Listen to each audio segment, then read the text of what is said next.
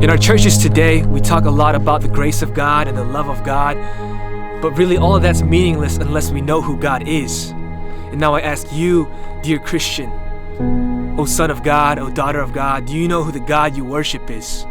Now I'm talking about the God who spoke and his very words became all of existence. I'm talking about the God who spoke everything that we see and comprehend into creation. All things tangible and not, all things visible and not. The heavens themselves are not enough to contain him. He is the perfection of beauty. Before him is a devouring fire, and around him a mighty tempest. He is so holy that day and night the four creatures circle his throne and cry, "Holy, holy, holy." The 24 elders cast their crowns at his throne. And the seraphim, as they fly around, they cover their feet and they cover their face because he is so holy they cannot handle how bright and holy he is, and they too cry, "Holy, holy, holy." He is the kind of God who, according to Colossians 1:17, through Jesus holds all of creation together. From the sun to even suns, even stars that are greater than we can even imagine, that make our sun inconceivably small, to the amount of grains of sand in the seas, to the very molecules that make up my body and your body. Jesus holds it all together and simultaneously moves it forward. He is the only one in all of existence with no rival and no equal. None compares to God, and God is the only one who can say, "None compares to me." This is the kind of God that even if that's all he did, if all he did was create us and just let us go and didn't care about us at all, he would still be worthy of worship. He would still be worthy of praise and honor. But that's not all our God is. Our God is the kind of God who is this mighty and this powerful and this great, yet he comes down to this earth, which is like nothing in the universe, and he comes down in the form of a human body, which is less than nothing to him. And he experiences physical pain for the first time for our sake. Now you see, the cross that has become the symbol of our religion, that has become the symbol of Jesus himself, was an instrument of death, a representation of torture.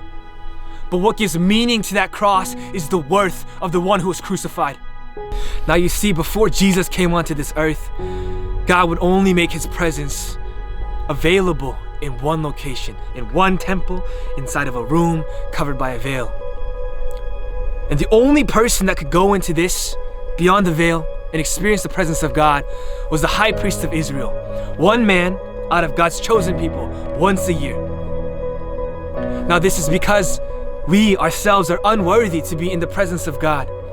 But when Jesus died on the cross, that veil tore in two. God declared to all the universe, "I make them worthy." This is the King we worship.